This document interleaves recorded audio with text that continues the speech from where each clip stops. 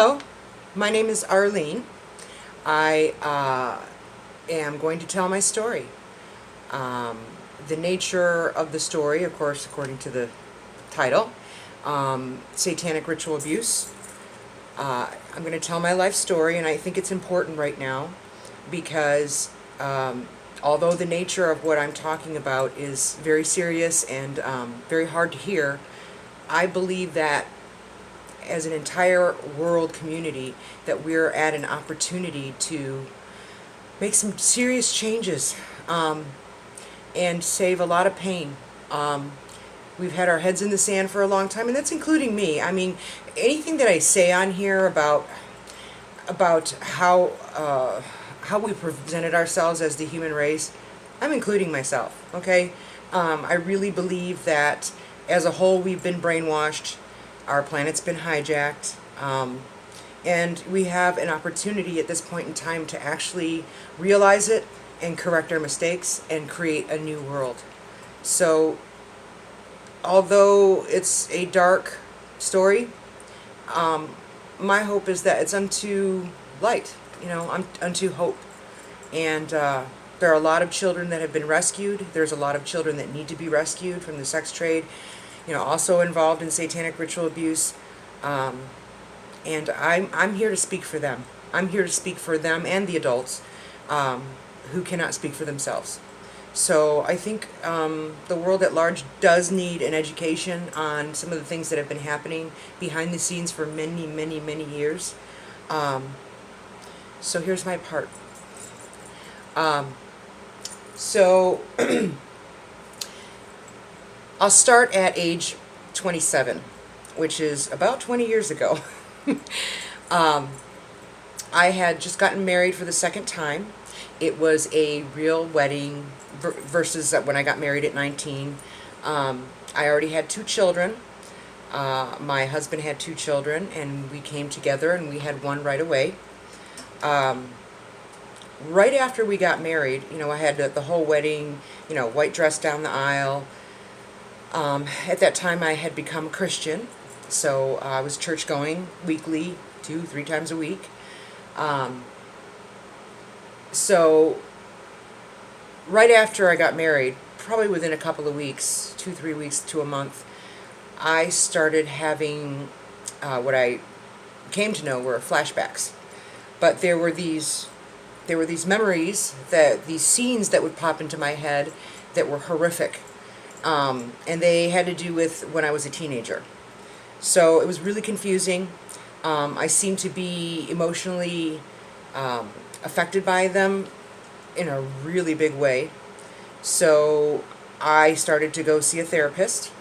And, from there, it took, over a year, 2 years to really figure out what was going on. I thought I was going crazy. I didn't want to believe that these were memories, that these things actually happened. I would rather think that I was crazy. But it's what it really came down to, is that I had to accept the fact that these things did happen and it was time to deal with it. So I went on a healing journey. I still did not know exactly what was going on with me. I had a lot of emotional ups and downs, outbursts, anger, rage, but as I worked through, as I began to deal, another truth came out, and that truth was that I had multiple personality disorder, is what it used to be called, and now it's called dissociative identity disorder. I had 8 active personalities. There were more, but those were the active ones, and I had to go down that journey. So the thing of it is that my family was not supportive. I had come to realize that a lot of stuff had happened earlier in my childhood, which I don't have very many memories of. I have a lot of memories from when I was a teenager. I was, a typical teenager, from Detroit, Michigan. I got in trouble just like any other kid, smoking pot, messing around with boys, drinking, sneaking out, all those kinds of things. And, in the 80s, it was a lot more lax. I mean, if you got caught by the cops sneaking out or anything like that, they just simply brought you home to your parents and let your parents deal with you. Nowadays, you go through the whole gamut of, as if you're an adult going to go to jail. I mean, fines are unbelievable. But back then it was a bit more lax. But I was no different than my three brothers. I have three brothers, no sisters. In my family, I was the only girl, and because of my mom's ethnicity, the background is that the boys are usually the more prized ones. My father is Polish, white, from Detroit, and so I wasn't surrounded by our ethnic community. But clearly, my brothers were favored, and so throughout my childhood, I thought certain things were normal, and I just want to say this because one of the reasons why I hadn't brought this out yet was because I was afraid of implicating my family. But I just want you to know that I forgive my family, and I really believe that they were victims as well. I don't even think that they realize what's going on either. But what I'm about to tell you about my family is just an example of how we keep our heads in the sand and how society helps us to do that, and how we've come into agreement with those that have mind controlled us. Because if we don't become aware, if we don't know what's happening, we can't come out of it. And if we can't come out of it, we are headed down a road where we are all screwed. And I don't believe that's going to happen. I really, really don't. Because I believe in humankind, and I believe that we are changing things, and it's going to take a long time, but we have the spirit for it. So anyways, my parents were abusive. A lot of people's parents at that time were abusive. My father was severely abused as a child. He just did what he knew. He came from a very narcissistic family, very cold. And, he just thought that was normal.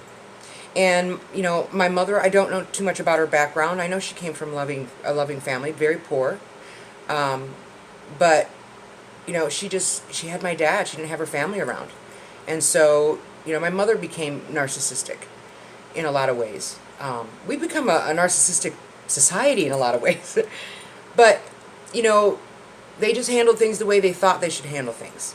And my father was very serious. When he spoke, we shut up.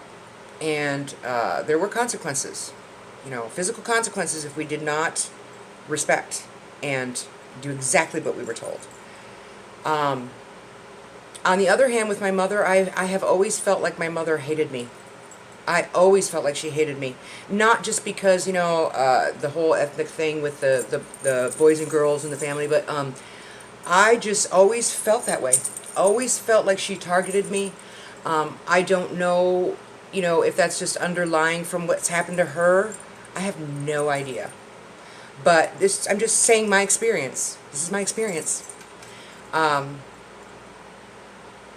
So when I was a little girl, I peed the bed, and often. I got kidney infections quite often. Which now, doctors would know if a child has kidney infections over and over again, they're probably being molested. Back then, I don't know. I don't know whether they knew that or not. But it was embarrassing. But my mother treated it as if it was a surprise every time I peed my pants or peed my bed. She got very angry with me as if I did it on purpose. Growing up, I grew up in fear in my family. And so, like one time I peed the bed. I think I was like 8 years old.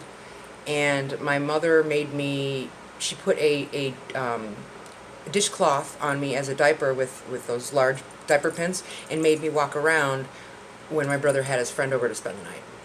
I mean, that was a punishment because I peed the bed again. So, also when I would get a really bad kidney infection, my temperature would go all the way up to 105. almost every time. And you'd think that after a while, you'd think that after so many times, you know, you'd expect that, or ahead of time take me to the hospital or the doctors. But every time it got to 105, I got to go in the tub with lots of ice. It was very traumatizing. And it seemed like my mother would wait until I got to 105 so she could stick me in that ice water. I mean, I really felt like she disliked me greatly, greatly. Like I said, you know, I don't know if that's just because of what happened to her. I think a lot of times we have underlying feelings and we don't know where they're coming from. We don't. We just, you know, baby boomers don't deal with anything. They don't deal with shit. You know, they believe you just buck up and, you know, deal. You know, you just deal with whatever. I come from the generation where we began self-help and getting help. So, anyways, I always felt like I was different in my family. I understand now that I was the scapegoat. I spoke up, whereas my brothers didn't. My brothers were, you know, more obedient and didn't speak out. I spoke up a lot. So, you know, I'm a Libra, and I'm also empathic, and, you know, I would say things like, you know, this isn't right, or, you know, why are we going to talk about it? Because, you know, it's not for the point of understanding anything. It's just so that, you know, you can humiliate me and I can get my punishment. Just give me my punishment now. I mean, I would say things like that, you know.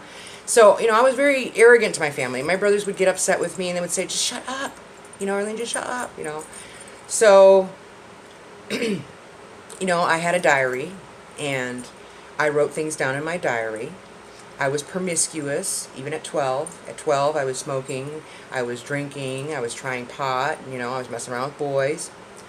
And I wrote that stuff down. My parents raided my room and, you know, invaded my privacy, read my things, and went through my things. Growing up in my house, I was told repeatedly how stupid I was. And, you know, why couldn't I get it together, and why couldn't I learn anything, and how dumb was I? So, you know, I was very insecure. But when I was just about turning 15, and my parents told me that they were tired of dealing with me and that they were going to send me to a home. They just didn't want to deal with it. They were just going to get rid of me. And, you know, I think in their minds they were just trying to scare me, but, I mean, that was devastating. I mean, to have your parents say that you're not worth anything anymore and that they want to get rid of you because you're too much trouble. I don't think they understood the impact of those words. But instead, what my mother arranged was for me to go stay with a relative in another state. So she brought me there, and, you know, that relative was quite promiscuous. I mean, permissive, you know, permissive. I could smoke there, you know, I could drink, you know, all this kind of stuff. And I was excited to be there. And so, and I had 3 cousins who were girls, so it was nice to be around girls. And so I was excited to be there. But there were some things that started to happen, and I realized today that I was being groomed. I was being groomed for some things. This relative, I believe, abused me when I was younger, you know, although at the time I didn't remember anything. He paid a lot of attention to me, and I thought it was odd, actually. Even at the time, I thought it was really odd because, you know, his wife didn't make a big deal out of it, the fact that he spent a lot of time with me. We would go to the gym together often, sometimes nightly. You know, he had special abilities. I mean, he could speed read, he could, you know, do all kinds of things. He taught me to astral project. He, you know, often hypnotized me for fun. You know, but he would start to ask me to do things like, you know, we would go to the gym and then afterwards we would go in the pool and he would ask me to hold his bicep.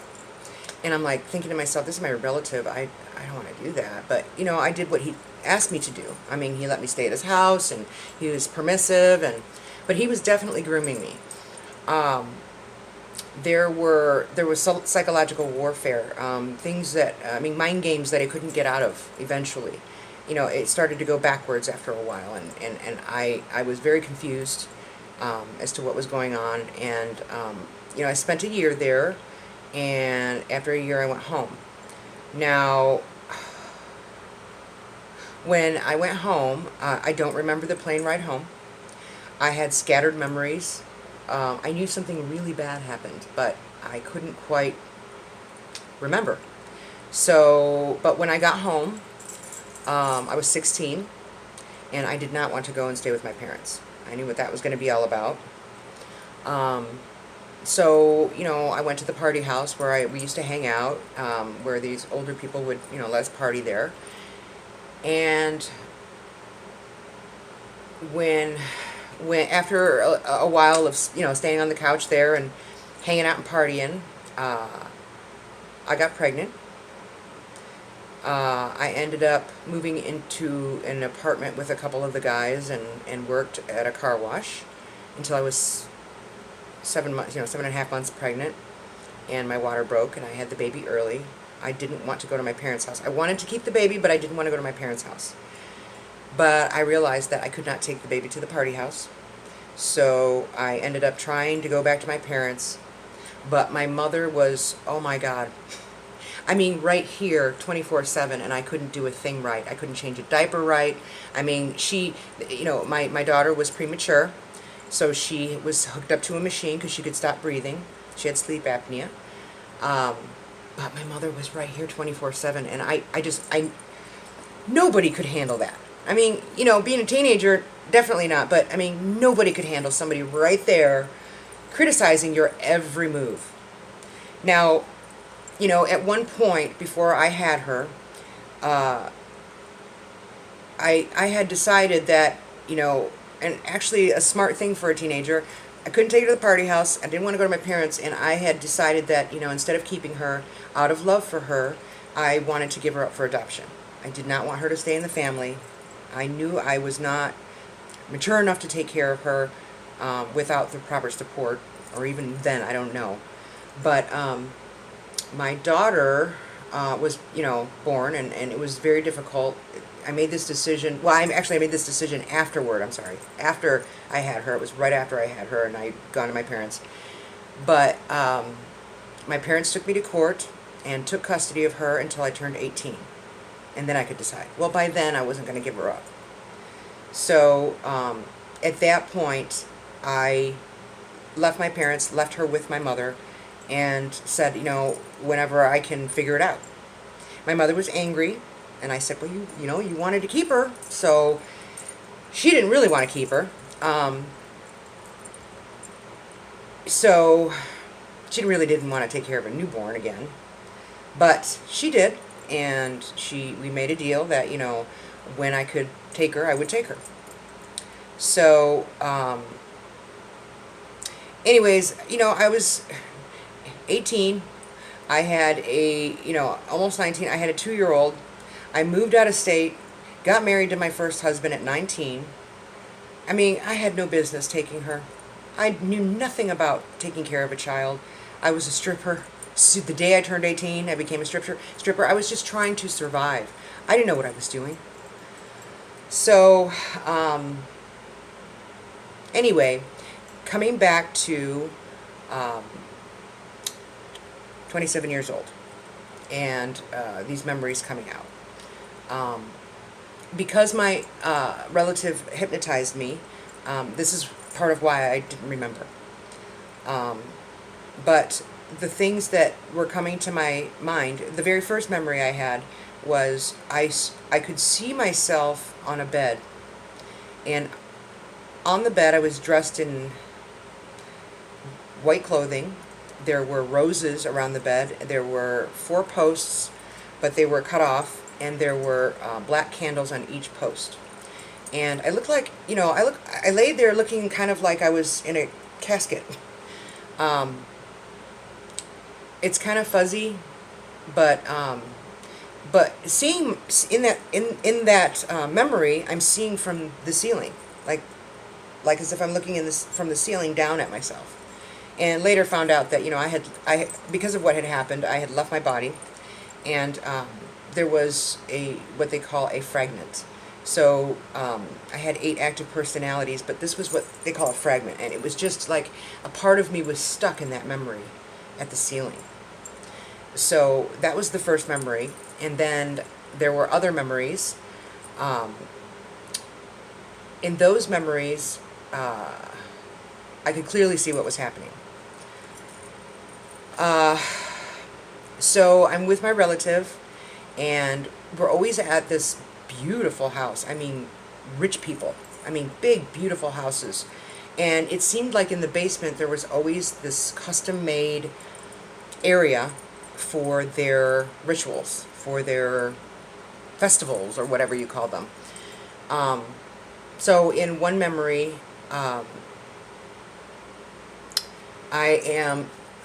there's like this, it's almost like a bathroom, but it's in the open, and I don't know what this was, and I only remember excerpts, but very clearly. But it was just many people, many naked people, and it was like this, we were like scrunched up against each other, and we were dancing, moving, almost like zombies, and there was blood everywhere, and it was like, it was a smear of blood everywhere,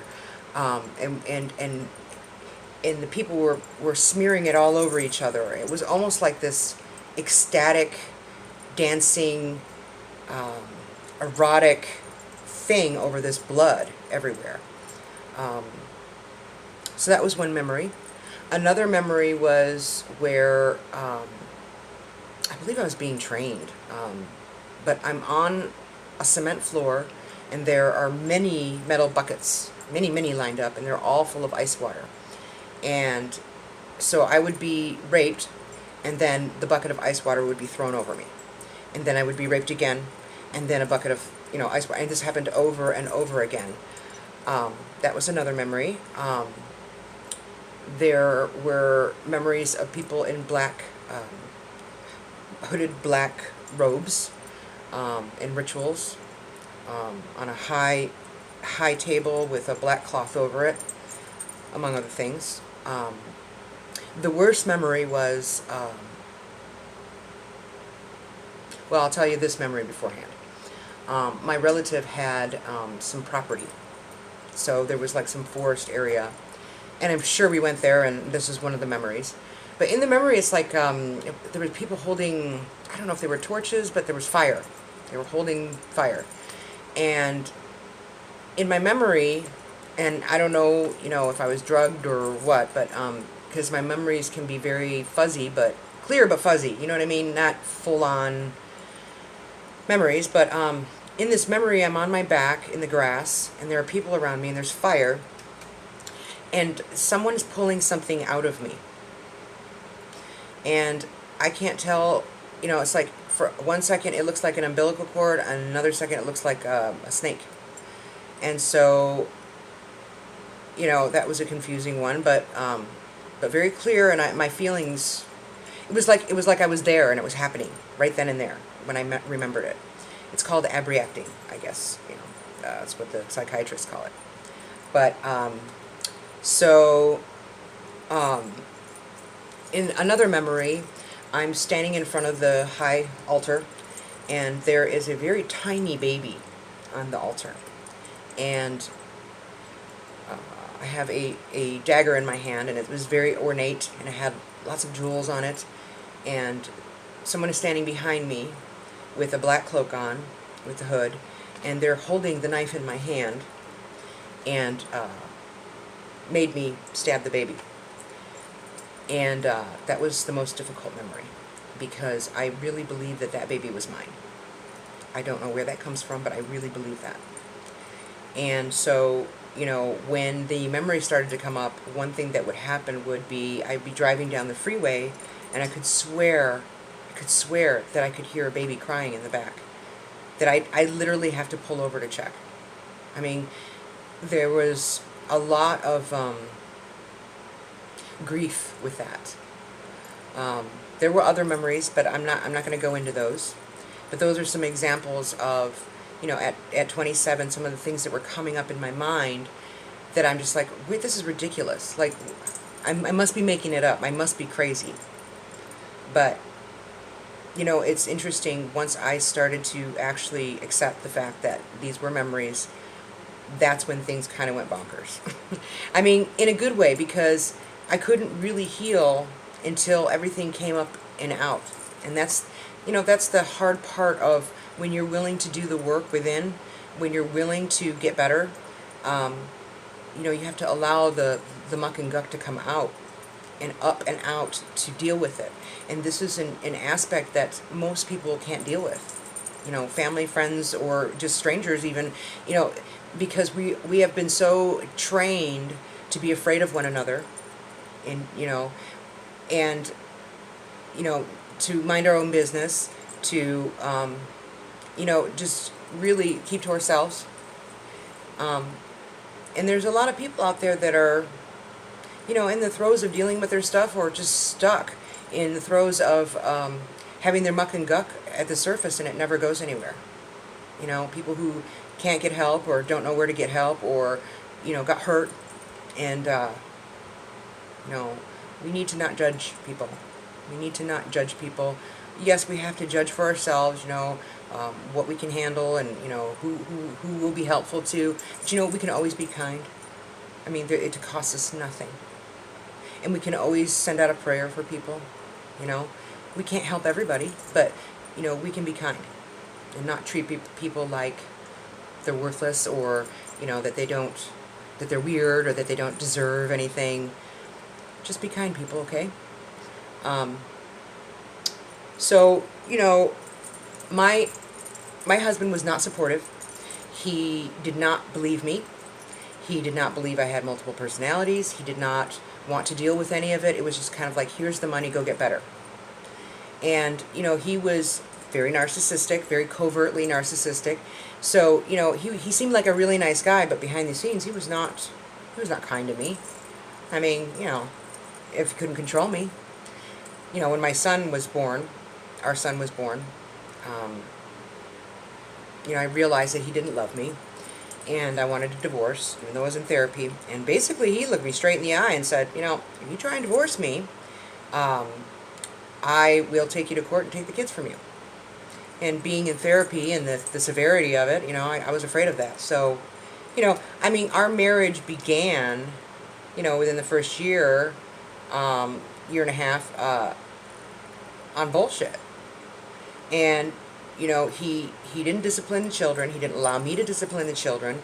He disrespected me. He took my authority away. He wouldn't let me, you know, he wouldn't let me tell them that they couldn't wear a bikini at 11 years old that was too small. I mean, you know, things, practical things. I wasn't allowed to do anything, you know. And so, you know, I became very separate from my family.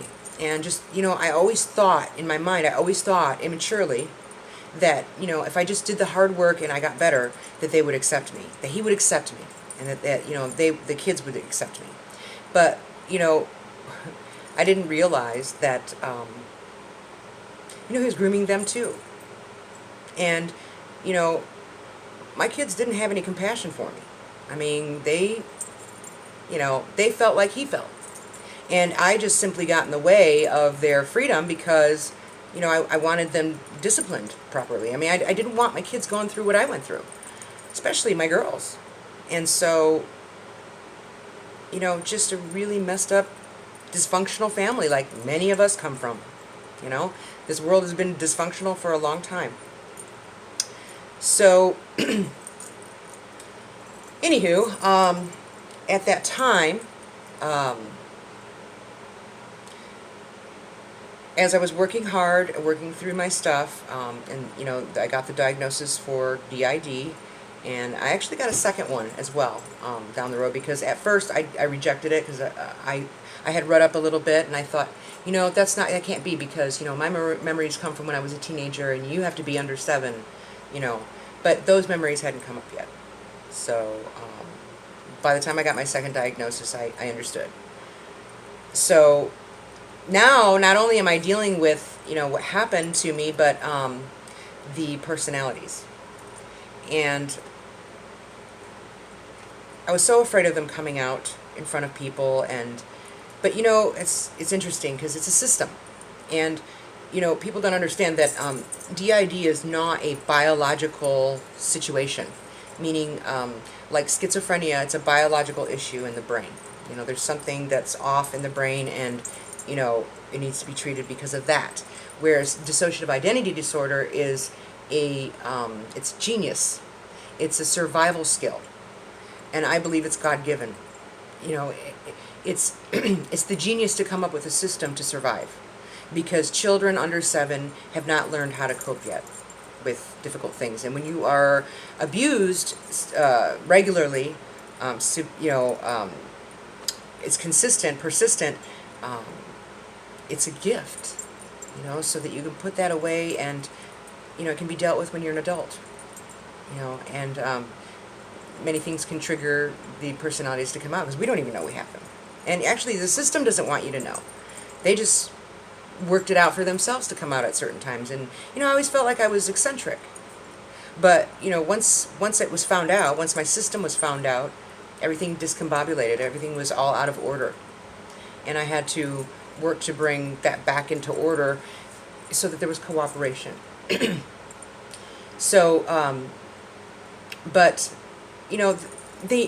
they didn't come out around people at church or anything like that. And if they did, people just thought I was really eccentric kind of person. And I'm an outgoing person, I'm very lively and I'm colorful. So it kind of went with it, But, so, so now we go into the church arena. I believe that most people are good, and even in the church, but many people have been hurt in the church, and I've been one of them. I believe most people on this planet are good. It's just that, we've been so controlled and so taught, how to be divided, how to not love one another, how to not be a community, how, and I keep injecting this, but it's true. But I really believe in people, and I think that things can change. I really, really do, but we just have to be honest with ourselves. We can't lie to ourselves. And, once we stop lying to ourselves and take responsibility for the fact that we've all turned away, that we've all been wrapped up in this busy, busy way of living that keeps us from really looking at anything and from really looking at ourselves. And that's where the positive side of the pandemic. I'm and people have been dying and all that. I'm very sorry. I'm not trying to lessen that. I'm just trying to say that if we, take something that's negative and look at the positive part of it, what can we take from that to become better, to keep these things from happening? It really, really starts with us being able to be honest with ourselves and with each other, because that's where all the lies stem from. And there's no shame in not understanding something. There's no shame in not knowing something. There's no shame in being duped. We've all been duped. But anyways, that was an interjection. But okay, so come the church thing. So the thing is for me, I had a great connection with Jesus Christ. But I believe there are many people who have, and there are many people who have a great connection with Buddha, with many other ascended masters. These are people who actually lived on Earth, and they were able to tap into who they really are, because we're multidimensional beings. We are. It's why we don't use all of our brain. We're not aware of the power we have and who we are. That's been dumbed down too. We've been lied to about that as well. And so, people like Jesus Christ and Buddha and, these other, Allah, they're ascended masters. They came and they understood. They came to know who they are. They walked in their power. They mastered themselves. And they made a way for us to know who we are, and anyway, that's what I believe. But my connection was with Jesus Christ, and it was a really close connection. And I couldn't have healed I couldn't have integrated. By the way, I am integrated. I am one personality now. But I couldn't have integrated without Jesus. There was no way. And when I became a Christian at 19, you know, I had some things happening that I just thought all Christians, it happened to all Christians. I just didn't know. I didn't grow up with religion. So, you know, when I would ask God a question, I mean, I would get a scripture and it was the answer. You know, I would go to the Bible and that was the answer. And I just thought that was, you know, how it worked. And come to find out that that's not how it worked. That's not how it worked in general. So, you know, people thought I was lying, and, you know, and then they would see, and they were just like, wow, why is that happening? I was like, I don't know. So, but, you know, I had a lot to work through even before I even knew what my problem was. And he was building trust with me, because I could trust no one. I could not trust my family. I couldn't trust my married family, you know, my kids, my husband. I couldn't trust anybody. I couldn't trust people in church. I could trust no one. And I had no trust for anyone. I couldn't even trust myself. But I'm going to stop here, and we'll do a part 2. Just because I'm not quite sure, like, how much time I can put on these for YouTube. I'm new at this. So we'll start back up on church and go from there. Okay? See you in a bit.